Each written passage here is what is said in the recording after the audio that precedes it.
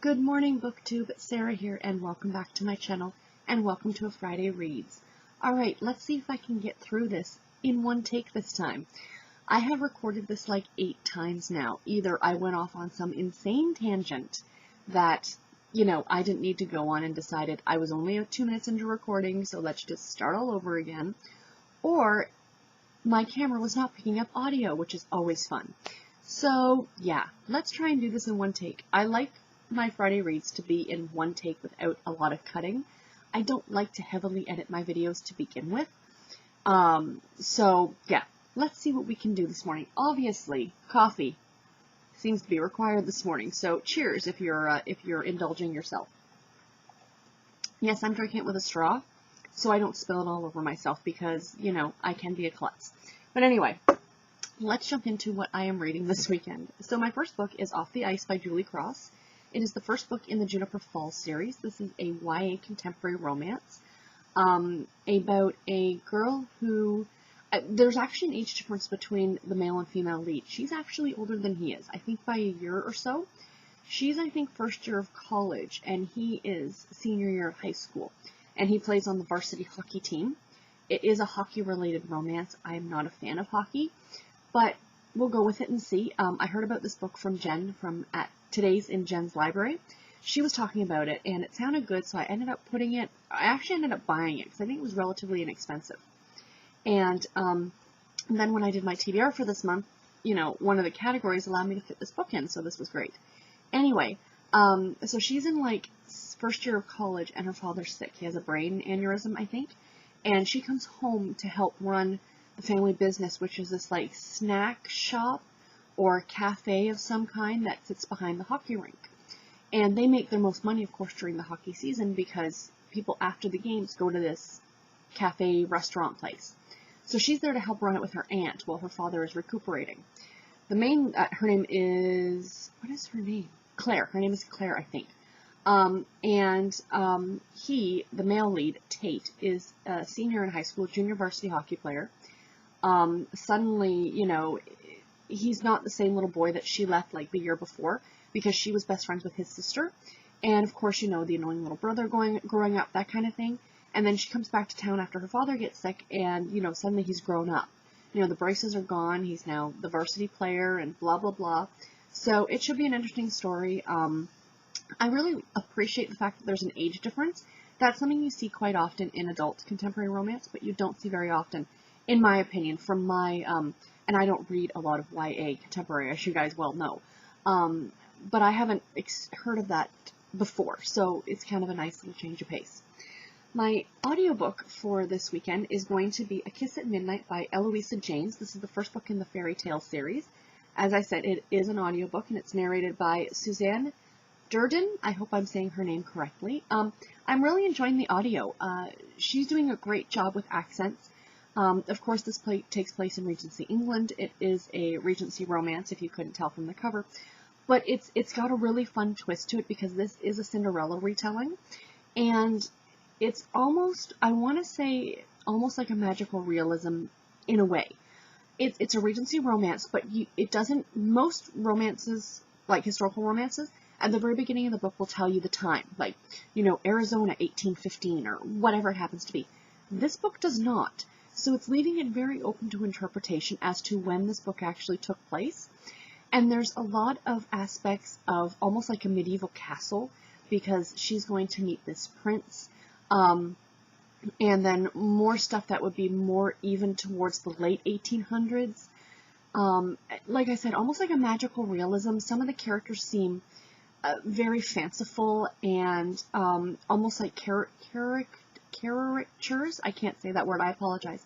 I think you know what I'm talking about, but very boldly dressed. And for example, the prince has a menagerie. He's got this lion, and the lion is sick, and they can't figure out why he keeps throwing up, and they think he ate the dog. And I know that sounds horrible, doesn't it? But it is actually quite funny. So like I said, it's a Cinderella retelling, but the whole basis of the story is that her father dies, and she has the stepmother and stepsister, and the stepsister is very lovely, but she has this pack of rats, as they call it, but they're these 3 mangy dogs, and one of the dogs bit her, and she's betrothed. She's actually with child, which, very, very Not a good thing in that time period. And her betrothed needs the approval of his uncle, the prince, to marry this girl named Victoria. Kate is our main character, and she's Victoria's stepsister. So, of course, as soon as the father dies, she's now a servant in the house, and, you know, the whole Cinderella aspect to it. But she has to pretend to be her sister and go to this castle and meet this prince to get his approval.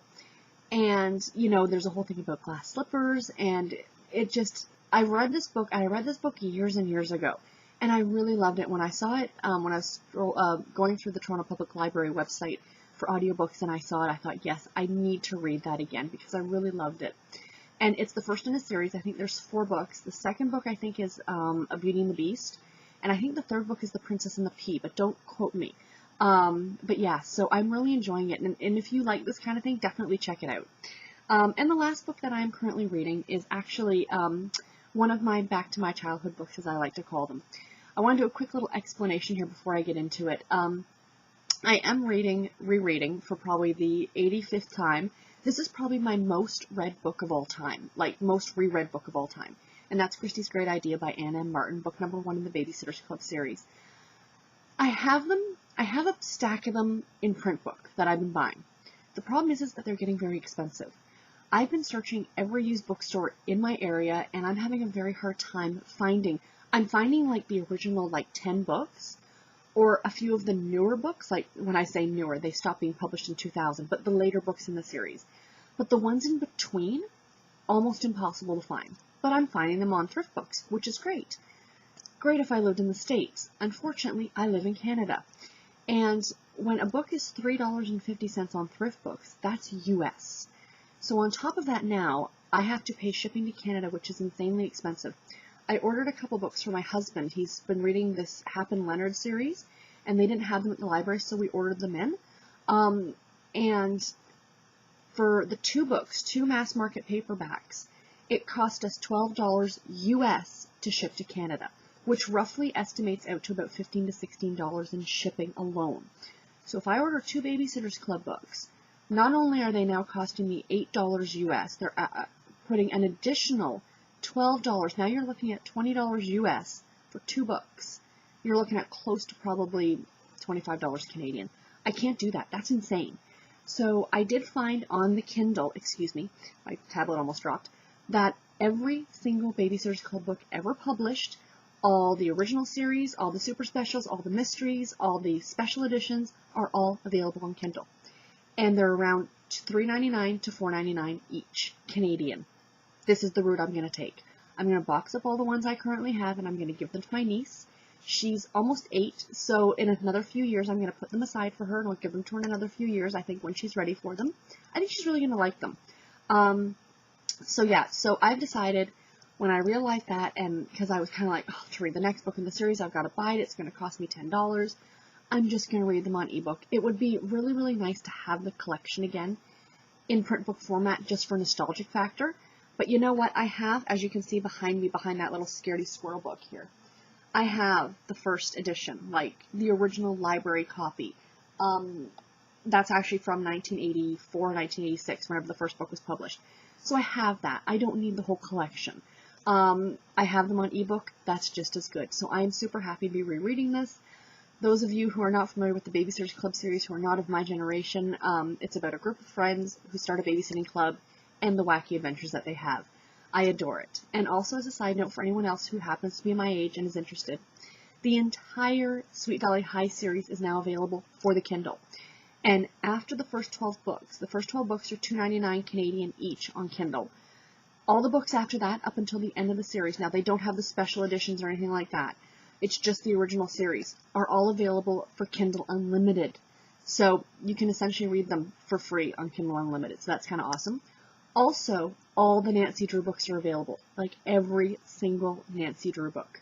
From the original, like, yellow hardback series to the Nancy Drew case files, or the Nancy Drew files, which is what I read, that came out in the 80s that I love. They're all available now for the Kindle, so if you're interested in that, definitely go and check it out.